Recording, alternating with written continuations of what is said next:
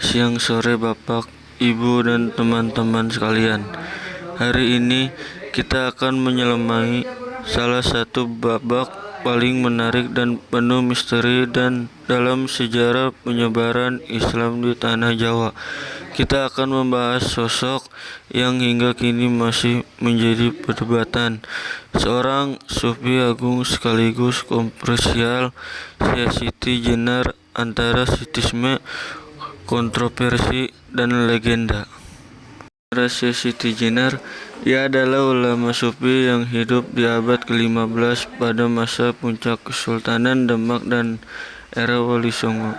Nama aslinya konon adalah Syekh Abdul Jalil atau Syahid Hasan Ali Al-Husain. Mengenai asal-usulnya, banyak versi beredar. Ada yang menyebut ia keturunan Nabi dari Persia. Ada pula yang mengingatkannya dengan Cirebon. Namun legenda paling terkenal dalam abad tanah Jawi bahkan menyebut ia berasal dari seekor cacing yang menjadi manusia. Terlepas dari asal-usulnya, ia adalah penyebar Islam yang menggunakan pendekatan baitinal dan filosof yang mendalam. Siti Jenar yang membuatnya begitu terkenal adalah konsep menegaling kualitas Gusti, yang berarti menyatuan antara hamba dan Sang Pencipta. Ini adalah puncak tasawuf, di mana ia mengajar bahwa esensi Tuhan adalah di dalam diri setiap manusia. Bagi Siti Jenar, kehidupan duniawi ini justru dianggap sebagai kematian karena jiwa kita terikat oleh raga nafsu.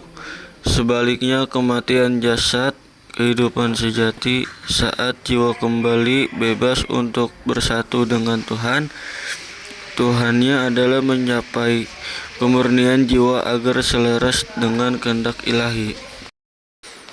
Karena dianggap berpotensi merusak ketatanan agama dan sosial, Dewan Wali Songo akhirnya memutuskan hukuman paling berat, eksekusi mati. Menurut legenda, Syekh Siti Jenar dieksekusi oleh Sunan Kudus atau Sunan Kalijaga di Masjid Agung Demak. Namun kematiannya pun diselimuti misteri. Kisah-kisah rakyat menceritakan darah dan berbau wangi jasadnya dan menghilang atau bahkan berubah menjadi bunga. Ini semua adalah simbol dari pendapat mengikuti dan meyakini bahwa ia telah mencapai kesatuan sempurna dengan Tuhan. Meskipun telah tiada, warisan Syekh Siti Jenar tetap hidup. Kisahnya diabaikan dalam serat-serat Jawa seperti serat Citini, dan ajarannya telah mengaruhi berbagai aliran kebatinan dan spiritualitas di Jawa.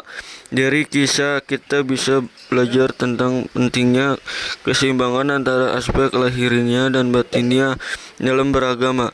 Syekh Siti Jenar adalah pengingat bahwa jalan spiritualitas bisa anggap beragam dan kandungan. Apa dianggap kontroversial di satu masa bisa menjadi sumber inspirasi di masa lainnya.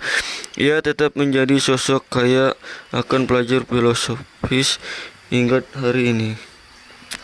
Meskipun telah tiada, warisan Siti Jenar tetap hidup. Kisah diabaikan dalam serat-serat Jawa, serat Citini, dan ajarannya telah mengaruhi berbagai aliran kebatinan dan spiritualitas di Jawa. Dari kisah kita bisa belajar tentang pentingnya keseimbangan antara aspek lahiriah dan batinnya dalam beragama. Syekh Siti Jenar adalah pengingat bahwa jalan spiritualitas bisa sangat beragam, dan terkadang apa yang anggap kontroversial di satu masa menjadi sumber inspirasi di masa lainnya. Ia tetap menjadi sosok yang kaya akan pelajar filosofis hingga hari ini.